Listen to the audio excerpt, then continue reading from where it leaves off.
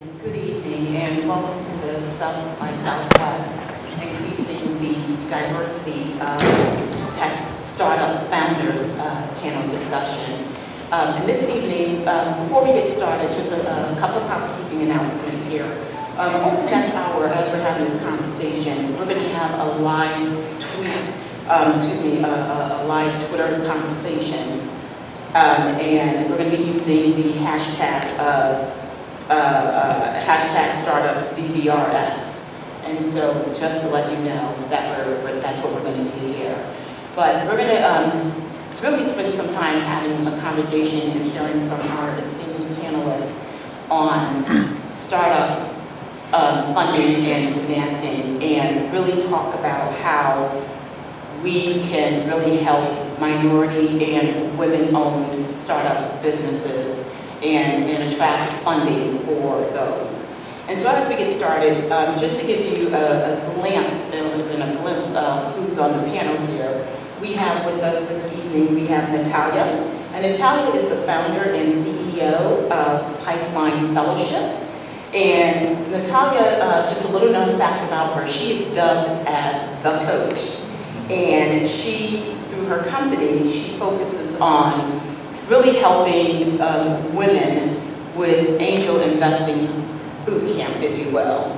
Natalia has been featured in business. I think if you can actually put this, awesome, thank you.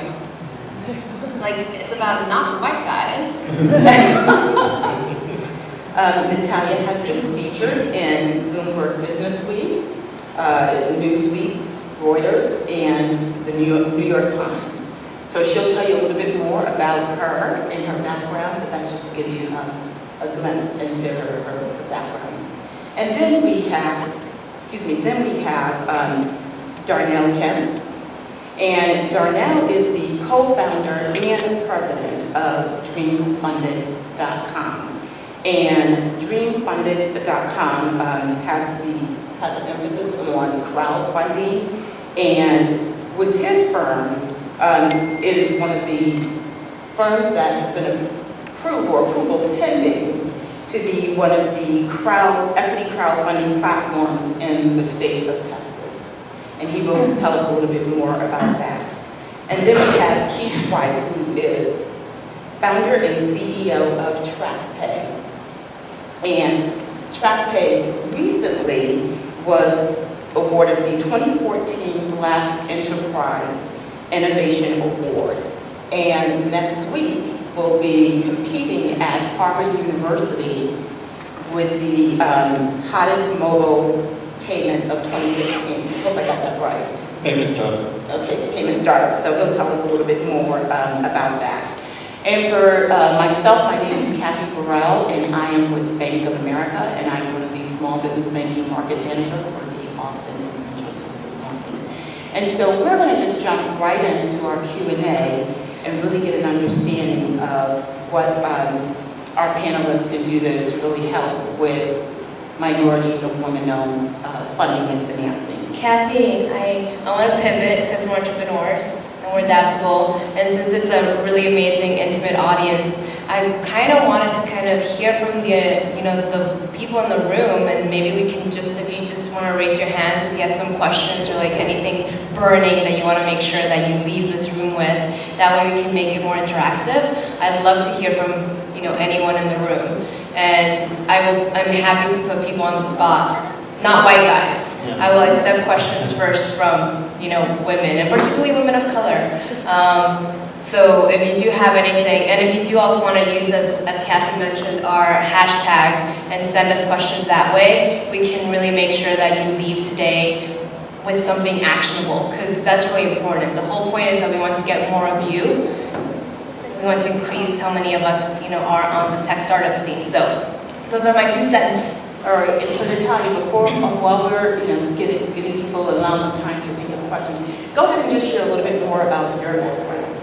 Yeah, so I launched Pipeline Fellowship, which is an angel investing bootcamp for women. How many of you watch Shark Tank? Good answer. So I'm in the business of creating more women sharks because there are enough white guy sharks out there. And as you probably have heard, there was this really very prominent VC white guy slash angel, Paul Graham, let's name names, who several years ago, he was invited to speak at Tech Crunch Disrupt, and he was asked, like, what do you look for when you invest? And he very simply said, someone like me. And I was really glad he said it aloud, because a lot of people are thinking it, they're just not saying it. And so that really goes back to the whole pattern recognition of, like, we invest in what's familiar to us, what looks like us. And so I decided to take pattern recognition and turn it on its head and say, well, if that's how we think and that's how we work, let's get more women, let's get more men of color on the angel investing side, because we're probably going to be more open about investing in more women and men of color entrepreneurs. So that's what I'm up to, really getting high net worth individuals who are diverse, so that we get unleash more capital for entrepreneurs. Perfect. And Keith, if you could just share a little bit more about your background. Keith White, founder and CEO of TrackPay. I would say a serial entrepreneur. TrackPay is my third tech venture.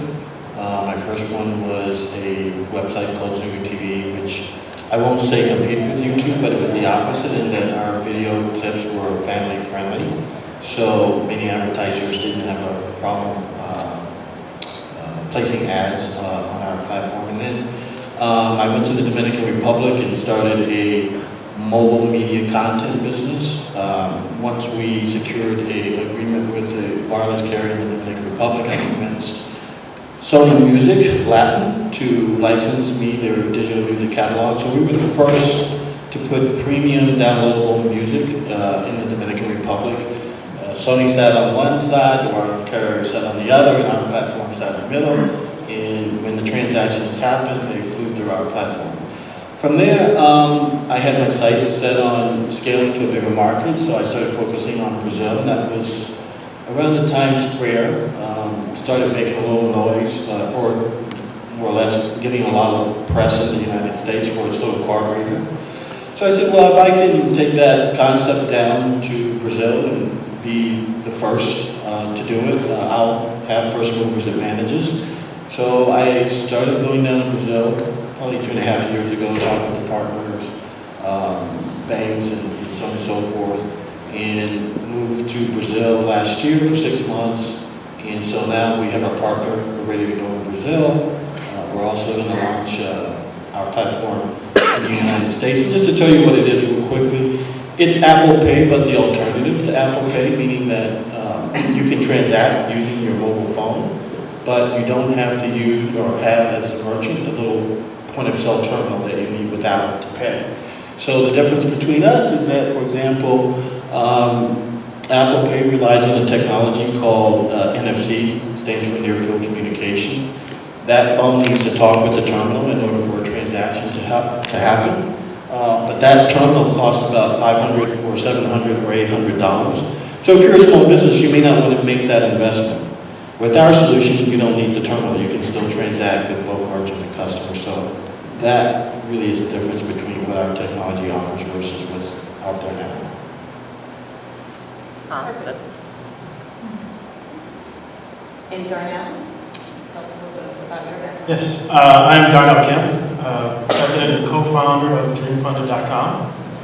DreamFunded is an angel investment platform that allows startups, hopefully like the ones that you all founded, to be backed by our over 3,000 investor membership, accredited investor membership. So we are crowdfunded. I'm also excited about, like you mentioned earlier, the pending approval of DreamFunded of Texas, which will allow right here in Texas, everyday individuals to invest in startups. My background, I have a background of computer science at MIT. I have an MBA from School of Business. And I'm going to hopefully give you some insights that are valuable. So I'm going to ask you all to do me a favor, and if you haven't already, take out your cell phone and type @Darnell_Kemp and @DreamFunded and start tweeting about the things that you hear right here on the platform. And I look forward to sharing some great insights with you. Thank you, panel. And Yes, ma'am. Can you give me your Twitter handle again? Darnell_Kim. There they are. There you go. Okay. Thank you. And so, first question for the panel. Technology-based startups are distinguished from other new businesses by their ability to build a global customer base without expanding their locations. Likewise, and they have the ability to grow with additional investment. The question is, what are key resources needed for their success? So what are some of the key resources needed for the success of many of the tech startups? And anyone, please feel free. So the way I look at it is, this space is kind of like a fire. And to build a fire, you need a spark and you need fuel. And so some of the key resources that you need are that spark is a team that can execute. And be able to execute regardless of the resources that you have. And then number two, the fuel that you need is the capital that's going to allow that spark to grow. And so the idea of going and getting funding, if you don't have that team that can execute, it's like throwing firewood in the backyard and expecting a bonfire to start. You need to be able to execute and then add capital to that idea. Yeah, how many of you have heard of Digital Undivided or Focus 100? Yes, some people get brownie points. So Catherine Finney, she launched Focus 100 and she dubbed it as the most diverse tech conference in the world, which unfortunately is not that hard to do because there are a lot of lack of diversity in just the traditional tech conferences. And she recently launched an initiative called Project Diane. And with this initiative, she's compiling a database of how many, I believe specifically, Black female entrepreneurs exist. And so her whole point is, we don't even know how many are out there, and we need to stand and be counted. And along this research that she has been doing, she has noticed that a lot of people of color entrepreneurs, we tend to have consulting services. We're an entrepreneur, yet we don't have that. We might have a high-touch business that might not necessarily be high-tech. And so the issue with that means that we can't really scale as easily as, Kathy mentioned, when it's a high-tech business that, you could have like in one day thousands of new users versus like if it's like person to person, it's much harder to grow that business. And so what's interesting is that she proposes, and she's at Catherine Finney, I believe, on Twitter. She talks that we really need to engage more people, particularly for her, women of color entrepreneurs, and SaaSify their businesses. When by SaaSify, she means like software as a service. And so all of these high touch businesses, what is it that's special about them? What's their secret sauce? And could they actually come up with a high-tech product / feature / platform that could help them grow? So like just even taking a step back, it's even engaging more of us to think about having scalable business models, because oftentimes I see a lot of women entrepreneurs as well as men of color entrepreneurs who are like, hey, I want angel or VC financing, and some of them might not have a business that is a good fit, and then some of us might actually have a scalable business model and we don't realize that we could benefit from angel or VC financing. And then the other aspect of it is just to give you some numbers and just putting this perspective, is that I'd say it was in 2013, out of all US angel investors, only 14% were women and only 4% were minorities. So they're pretty depressing stats. Yeah. And at the same time, the other side of it is that we talk a lot about, and the blogosphere is filled with articles that say that women and men of color entrepreneurs, we're not getting funded. The other aspect is that we're not pitching. So, and I'd say that there are 3 reasons for that. The first one, and I'm getting shout outs, thank you, make sure to tweet it. The first reason is very candidly, we're not being invited into the room, because guess who manages those guest lists? Right. Cis, straight, white guys. Right. Who put cis, straight, white guys? And by cis, I mean like, I'm trying to be an ally As an LGBTQ Latina, I think about all the like marginalized communities that we have. And the second reason being that we might not realize that we have a scalable business model. So that's why I'm super psyched to be part of this conversation. And whenever we have these conversations, it's because it's about having the conversation in the first place. And then the third, and this is where I come out as being pro-lean in, is that I tend to see that a lot of women, as well as men of color entrepreneurs, are just not stepping up to the plate. And Egosa Omoigui, he's at Egosao, I believe it's EGHOSAO. He talks about how we tend to overdo, and by we I mean women as well as men of color, we tend to overdo the MVS. So how many of you have heard about the MVP? Minimum viable product, the leanest like version of whatever you want to ship out and give to your customers/users. So he says that we tend to overdo the MVS, and by MVS he means minimum viable scholarship. So we spend so much time, doing our business plan and adding yet another appendix, and then researching. And his advice is just do it. Just put it out there, just get the feedback, and just continue to iterate. So I say that that's the other aspect, that if we want more of us, we just need to actually go out and do it. And I am my own yin to my own yang, so I will share one more resource with you, which is The Big Enough Company. And this book was written by Adelaide Lancaster and Amy Abrams. And their whole thesis is that, there's so many, the media and everyone is talking about where are the high growth women-led ventures, and they're like, yeah, great. If some of us want to be leading high growth ventures, great, let's go do it, and let's create the choices and let's create the funding that will get us to grow our high growth ventures. At the same time, some of us might be happy with the size of our company today. It might not be that high growth venture, yet it might be big enough for us. So they really want to validate whatever size our company is. I'll just tell you a story that happened to me in my company, TrackPay, when we were developing our mobile payment application and platform. A gentleman that I had worked with before in a previous tech venture who had done some of our back-end work, I went to him and I said, I'm willing to give you a small percentage of the company in exchange for a reasonable price to help us develop our platform, because money was tight, so I needed the help. And I had went through a situation before where I was close to selling my Zuba TV, this was the video platform, to Universal Music. And I had the back-end part of it built in India, and it was built on PHP. I really didn't know tech. I'm more of a marketing guy.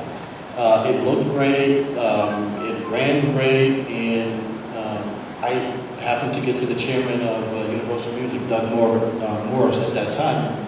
He said, okay, well, we're going to have our CTO take a look at it. This time, they were considering launching Vivo, but this was right before they were launching Vivo, and I convinced him. I said, well, we can get you into the market in 60 days because we already have a platform. It's video-driven, it's video clips. And when the CTO and their team looked under the hood, they said it wasn't scalable. So I lost the sale. So this guy I worked with before, I said, and I shared with him that story. I said, we cannot go down the road and not build this to scale, because it's financial services, and we're going to look to scale to other countries. And so I hired him. We had an agreement. So we went down the road, I guess about 8 months of development. And when I got down to Brazil, we were ready to integrate with one of our back-end processors. And they looked under the hood and they were like, this is a mess. Like, you can't go to market with this. And I had to bring in another guy I had worked with previously who had banking platform development experience. And essentially, we had to throw away everything that the first guy did, except for the foundation, and start over. Fortunately enough, this guy was really good and really fast, and so we were able to rebuild on top of what we threw away within 4 months, because we had the core there. So the moral of the story, or the sweet point about this comment is that you got to make sure you find the right people. You have to have the right team members who are going to help you solve problems and get you to the next milestone. So follow-up question before you keep on that. As you said that you were informed that it wasn't built to scale, and so therefore you had to start over. Just a simple question, was there any time that you just felt that you were just going to stop and go in a different direction? No, I mean, I had already spent a considerable amount of time and a lot of money building this platform, and the market really had not even started, not really even in the U.S., not certainly in Brazil. So we still had the window and advantages of being first movers, particularly in Brazil, with our technology. So we were not missing the window. We were just, temporarily delayed. But I think the thing about me, fortunately, is that I've been talented, or at least consistently I've been able to see opportunities at least 2 years out. And sometimes when you're early, it's a curse, and sometimes it's a blessing. It's a curse when you're trying to explain to someone that this is what's going to happen 2 years from now, and they just don't get it. What's next, Pete? What's next? Exactly. And it's a blessing because then you can build and get your stuff into the market, hopefully before everyone else, and kind of have some first mover advantages. But quitting, pivoting, it never entered my mind. I just took it as, okay, it's a temporary delay. We've got the right talent in place. Let's just move forward. Let's do it as fast as we can. So I think something that Natalia had said was the look-alike idea, and seeing something that people look like you. But I think if I look around this room, I'm in venture capital. This room looks probably 100% more like me than any other room that I normally walk in on a given day. And so if you look at the surface, that's what people are going to see. But what else do I have that looks like that person? So like I mentioned, what are my networks that I can leverage? And I tweeted a while back, leverage your strongest network. And for me, I went to MIT. Well, that's something that I can connect with. I went to Haas School of Business. That's something I can connect with. I'm from Boston. I'm a Red Sox fan. That's something I've met investors in the airport because I was wearing a Red Sox shirt. And that was the only thing I had in common with this person. Old, white guy, rich investor. That wasn't me. So what else do you have in common to get you into the networks that you don't have? Because we're talking about venture capital. It's all based on relationships. It's all based on networks. It's all based on connections. What can get you into that room? Because it might not be what you look like. It might be something else that you're connected with.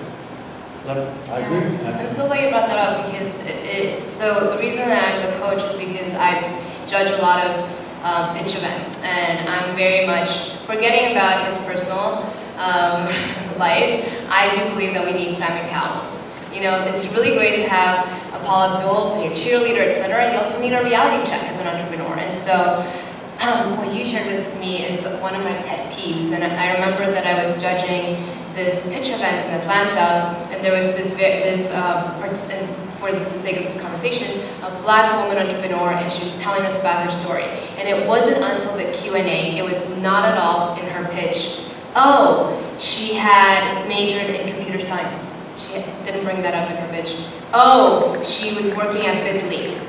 Oh, like all these O's that if she had just started off by saying, this is who I am, this is why I'm the right person to be creating the startup, it would have been a very different sort of conversation than actually having to pull it out from her. And so I'm glad that you're bringing that up. And the other pet peeve, you had it in a positive light. I'll put it in the more pet peeve like way, which is entrepreneurs, when they're pitching, a lot of them are not reading even the bios of the investors that they're pitching to. If it's not the school, it's like, oh, we both did basketball in high school. Find that point of connection, because that will hopefully create that conversation. And a lot of entrepreneurs are not doing that sort of basic research. The other thing that I'd say, and I kind of heard it, we've been talking a lot about the team. The other thing that I see oftentimes is what I call sola and solopreneurs. So one person shops, you know, and they're like, I want money, I want to scale, and they don't have the team, you know, to get them there. And so oftentimes for me, it's like, and I'm gonna quote a white guy, don't worry, I will quote a woman of color pretty soon. So Seth Godin, in his book Tribes, he talks about how a leader isn't a leader until the first follower. So if you think about that, and you don't have a team, you don't have employees, you don't have advisors, you don't have mentors, you're asking the investor to be your first follower. That's really hard to do, and so if you can showcase that you have been able to assemble a team that can get you to scale, that'll also be easier for you in terms of hopefully securing that funding that you're looking for.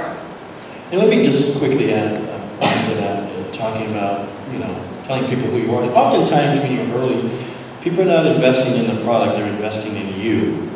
And so you've got to tell your story. Sometimes they don't really even get your product if it's, you know, tech. And what they're really betting on is what I call the horse. And basically, you're the horse. And they're betting that if you were saying what you say you can do, and they like you, and they believe you, then they may be willing to take a chance on you because you can deliver, or at least they think you can deliver what you say you can. So, you know, telling your story is a very important part as a tech entrepreneur because initially, you know, the product hasn't proven itself. So likability is extremely important when you get in front of investors. Because who invests in people they don't like? And you want to lead with that. You don't want to, it's not to my advantage to lead with the fact that, you know, I'm a minority male trying to do this for the first time. It's to my benefit to say, hey, I'm a fellow MIT graduate. Nice to meet you. I looked up your bio, saw that you graduated, and you were in the, you know, we played football together at MIT or whatever it is. And all of a sudden, their guard goes down and they say, oh, this is someone that I feel that I know. And it's really leading with that strength and connection that you have with whoever it can be, maybe the founding partner of a venture fund. And like I said, telling the story about yourself is kind of key. I mean, people want to hear all the tech stuff, and maybe they don't really want to hear it, but they get really interested in knowing who you are, and that's really important to make sure you get that out, you know, up front. So let's move on to the next question here. So in light of the challenge of obtaining financing from venture capitalists, angel investors, and even more traditional financing institutions, what are some of the alternatives sources entrepreneurs should consider to bring their products or services to market? Yeah, so, well, in terms, I was actually just, earlier today, I was on a online video panel hangout, and one of the questions was about crowdfunding, and would love for you to provide your perspective because you're actually doing something that is different than what is actually out there. And so the way that I like to call, for example, Indiegogo or Kickstarters, you know, at the end of the day, I see them as either donations or what I like to call as advanced purchase orders. And I do want to give another shout out to Indiegogo because few people know that they actually launched before Kickstarter and they have a woman co-founder on their team. So of course, as a feminist, I'm giving them a shout out.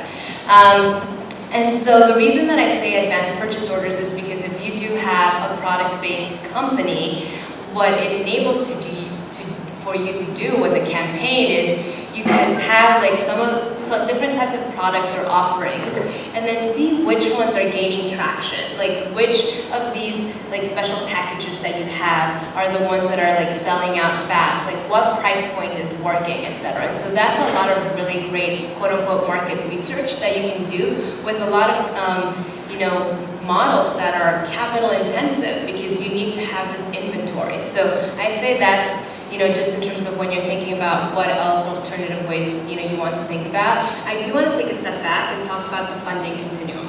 So we often talk about bootstrapping, then we talk about friends and family, then we talk about angels, and then we talk about VCs. And so Nicole Sanchez, she's a #Voice Latina. She's at @NM Sanchez on Twitter. We had her speak at one of our conferences earlier, like a couple of years back. She used to be at Keyboard Capital. And she talked about how the media glorifies bootstrapping. And she said for a lot of our communities, bootstrapping is simply what we call living.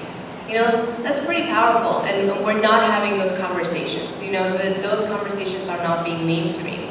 And then what I underscore is that for a lot of us, particularly women of color entrepreneurs, we don't have the friends and family for the friends and family round. And so what Pipeline Fellowship is doing is that we're creating that friend/family, you know, to provide that critical capital injection at that earlier stage to get these companies to the next level, pun intended, to get them through the pipeline, you know?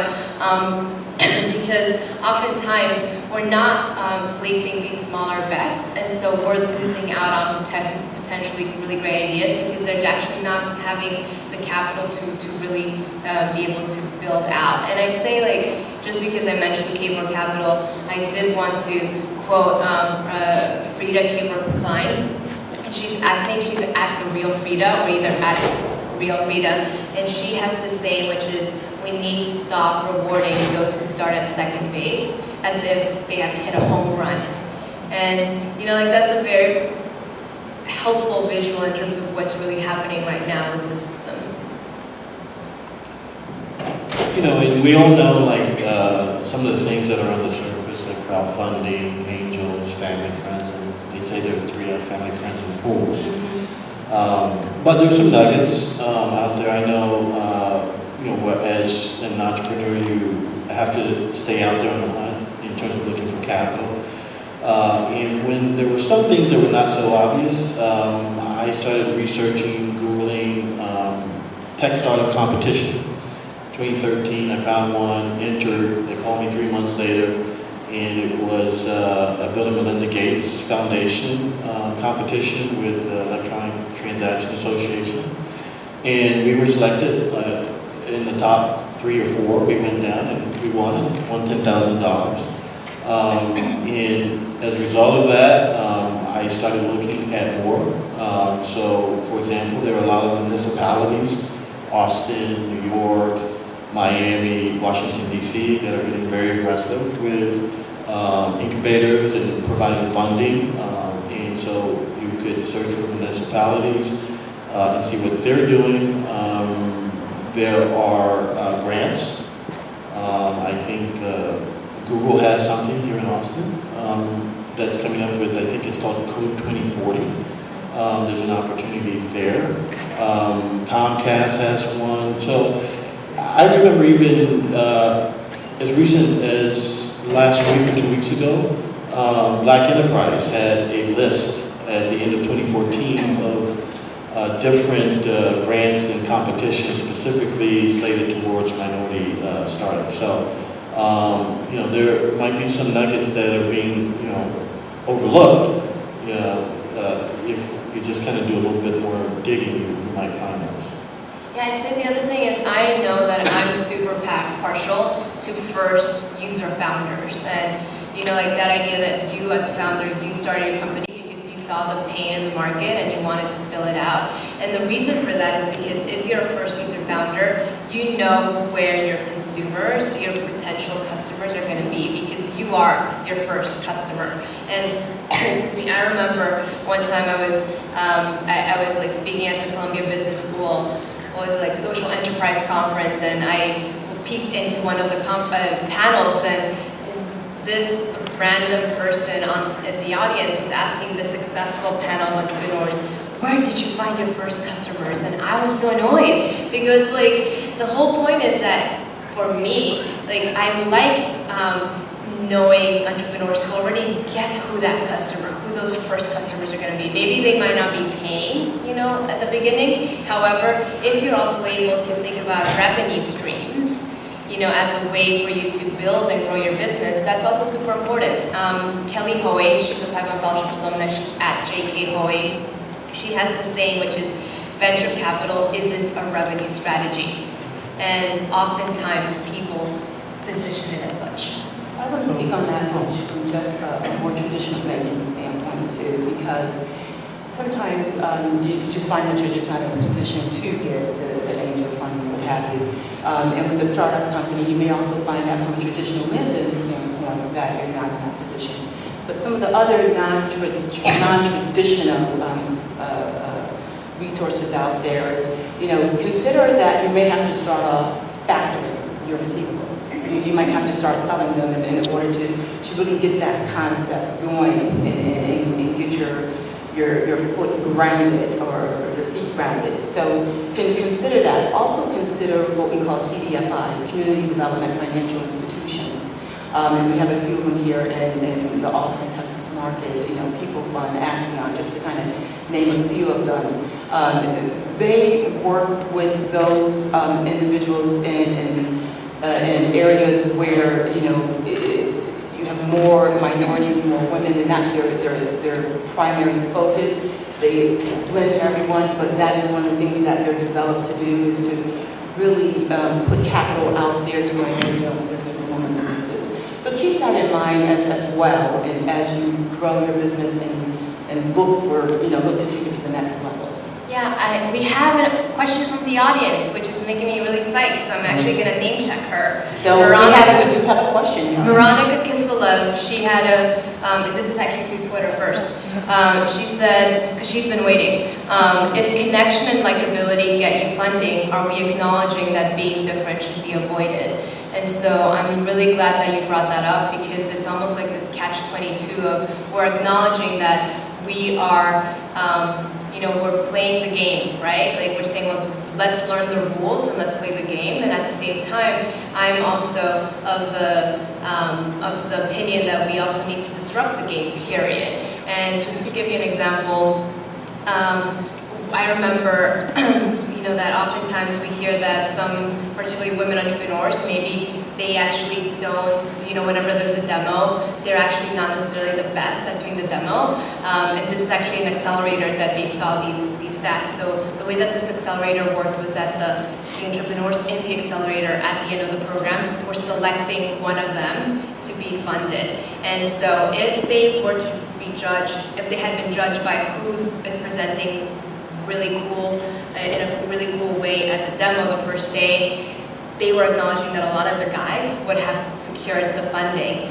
because they were then going to invest in that startup that was like one of their peers at the end of the program. I think it was after 6 months or something. What ended up happening was that the gender stereotypes came up, like who was there at it every day, who was working at it. It tended to be a lot of the women entrepreneurs. And so they ended up investing in the women entrepreneurs because they had the endurance. Like, let's talk about sprint versus, marathon. They were at it, for this longer period of time. Unfortunately, a lot of times funding decisions and how investors are thinking sometimes are like, just, hey, I met you at this networking event, sure, I'll write you a check. So I'd say that if we can try to create systems that are different and really keep, just the same way that I told people, hey, if you don't want to raise your hand, you can live tweet your question. It was a way that someone was able to get her question asked or his question asked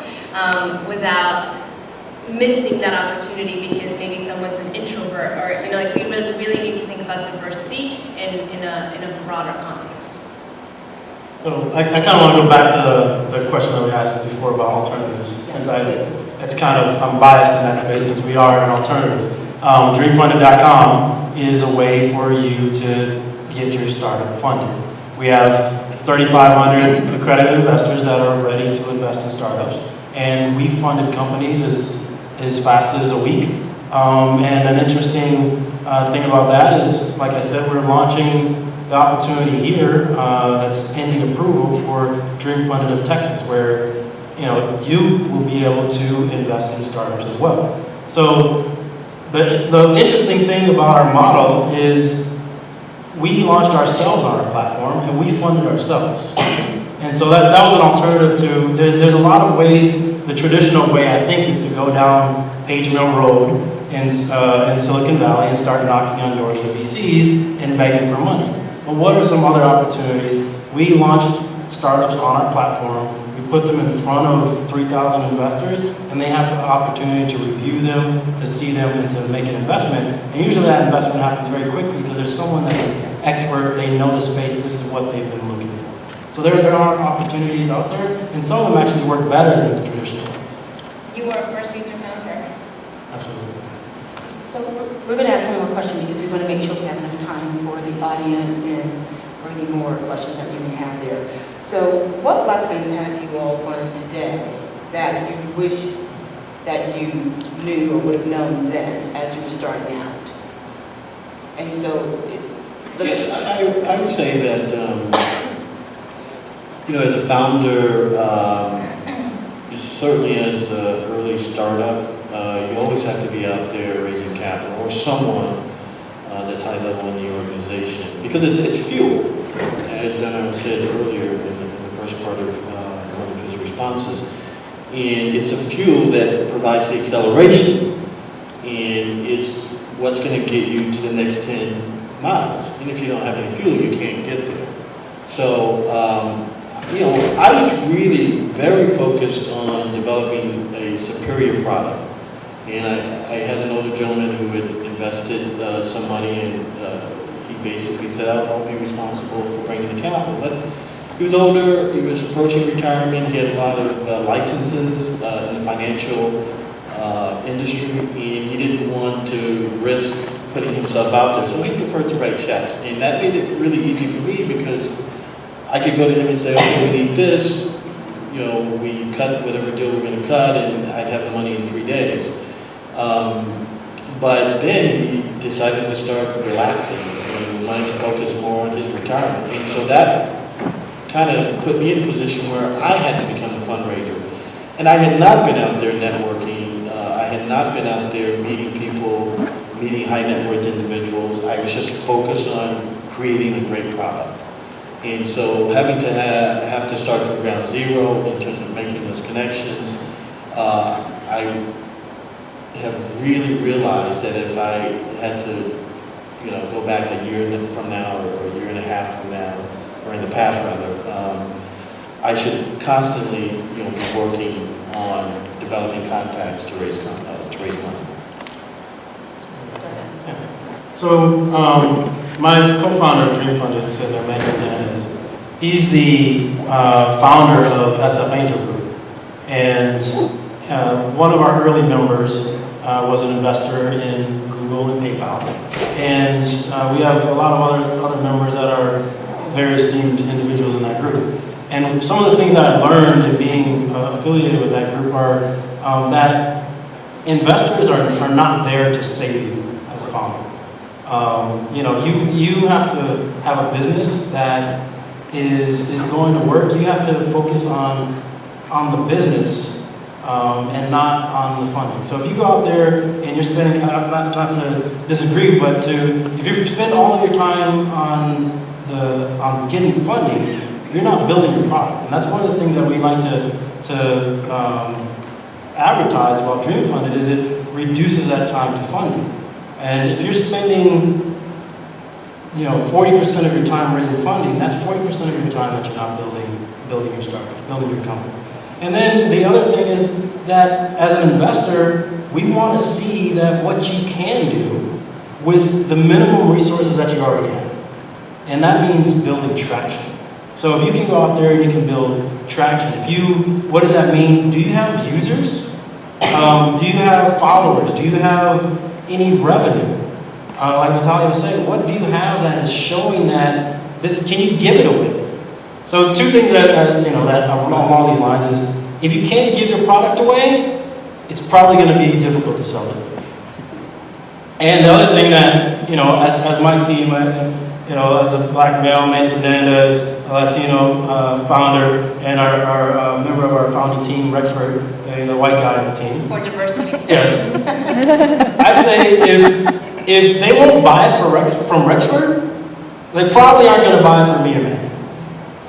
So it has to be an idea that's going to be accepted from the old white guy. I'm not sure what you call them, a lot of different things. Straight white guys. But for you, you have an added barrier. It has to be at that level. It has to be above that level for you. And then one last thing is that as an investor, one of the things I learned is it's not about your company. It's not about your company's brand. It's about you. And as Keith said, as an investor, we're funding you. That investor is looking at you and saying, do I trust this person to do well with my money? Are they going to take it forward? And so I'd also like to highlight that we just funded our first woman president and co-founder at Dream Funded, president and co-founder of Rubber Systems. And they raised a Series C round, a very large round, and we were part of that round, so happy to say that. How many companies have you funded already? Probably, sorry, So we'll help you with the changing the ratio there.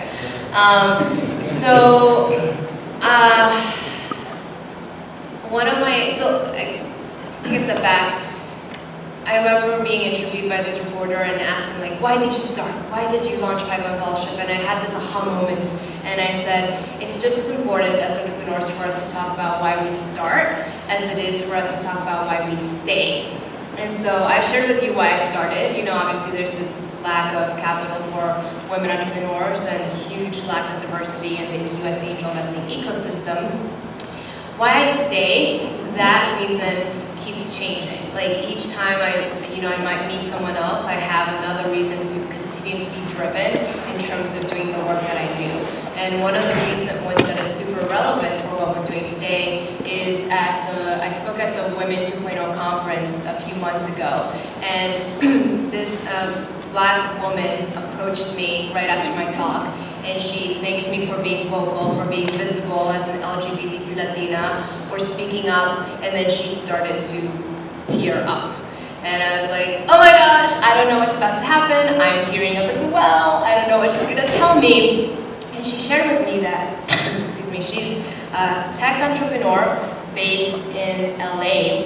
She had been invited to pitch, this was in 2014, she had been invited to pitch her company. She went to the event.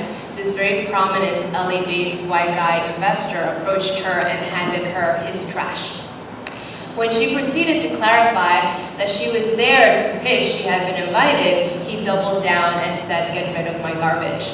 So, hashtag Black Lives Matter, when people are asking how Ferguson can happen, why SAE, all these stuff that we're seeing on Twitter, I'm a systems thinker, we need to connect this.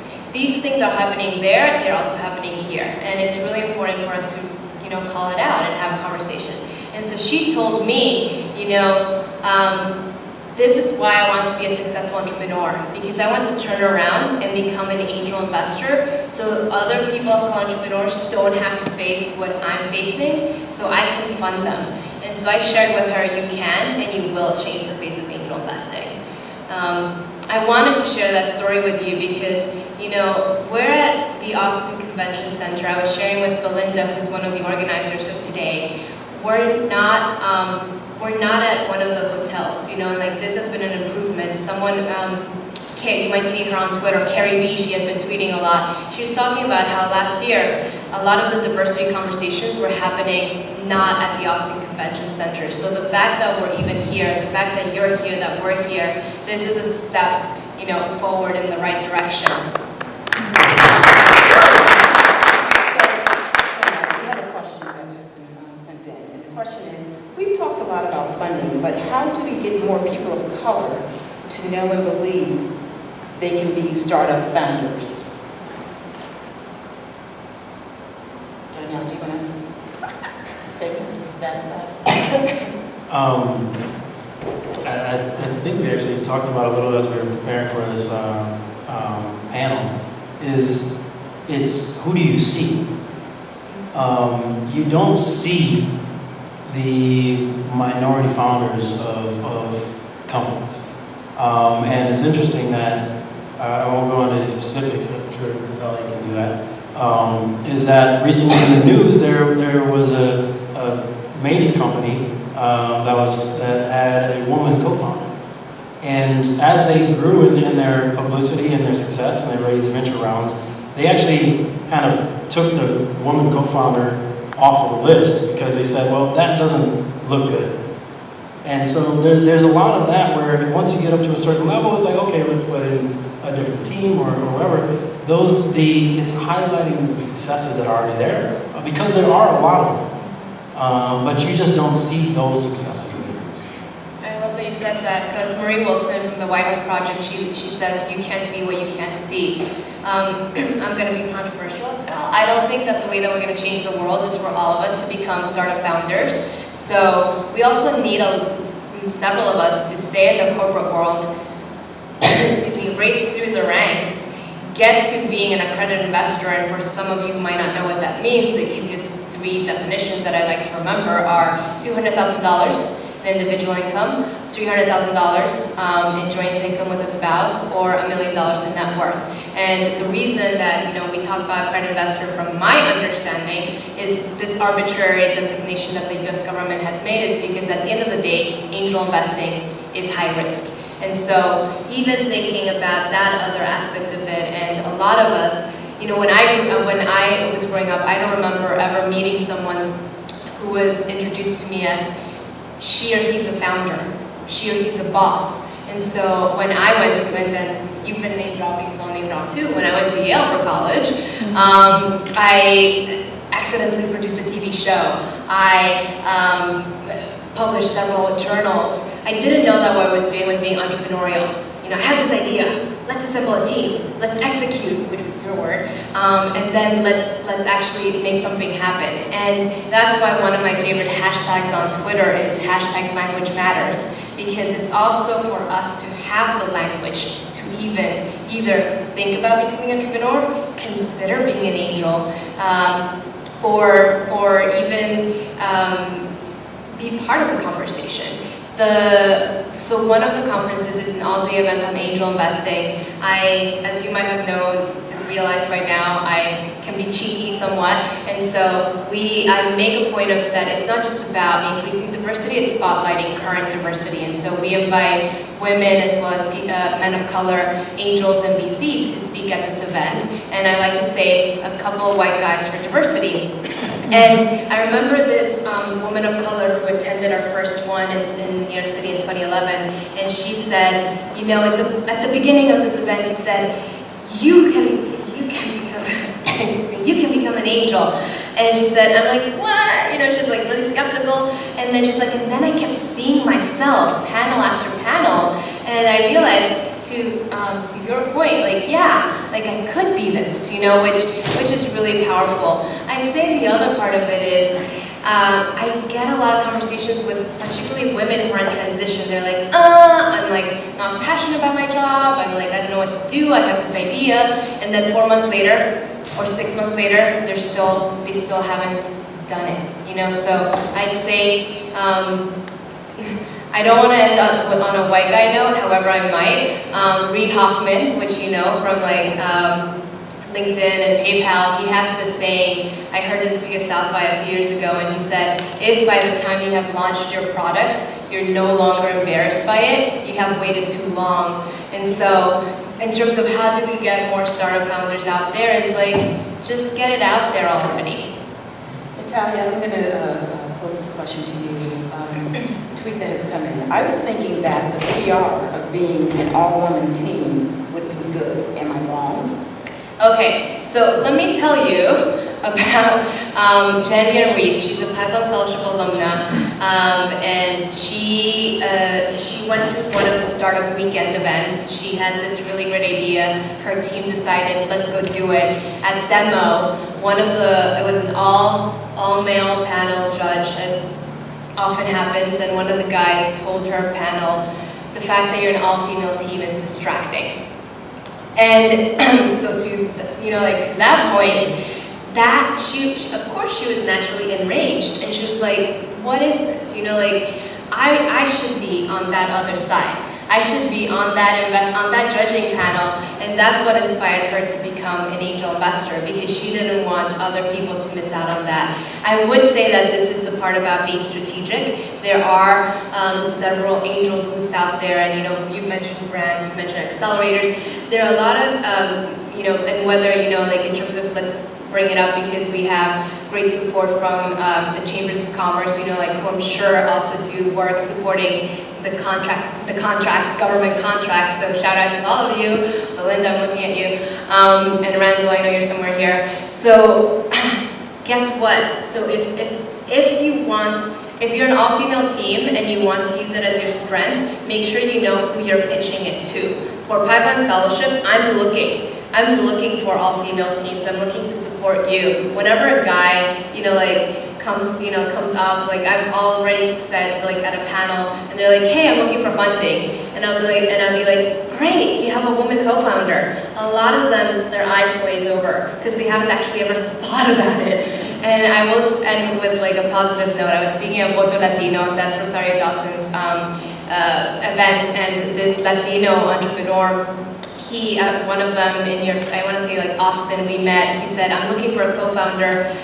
I'm like, how about getting a woman co-founder? Several months later in New York City, I hear someone calling me at the Voto Latino Summit, and he's like, Natalia! And I'm like, yeah. He's like, meet my co-founder. And it was a Latino entrepreneur. And he shared with me that he hadn't actually ever thought about it. And when I posed the question to him, the talent pool of candidates doubled. And so that's what I'll, in terms of when you're thinking about who could be that potential investor, that potential team member, think about that. And at the same time, the few white guys who are in the room, I will share another, it's Whitney Johnson. She's at Johnson Whitney. She has been a Pipeline Fellowship mentor, and she has an HBR blog column, and she used one where she talked about that she was stuck in the I think something like the all-girls club. And so what happened was that whenever she would go to a networking event and she would meet a guy at this networking event, they're like, you should meet Nancy.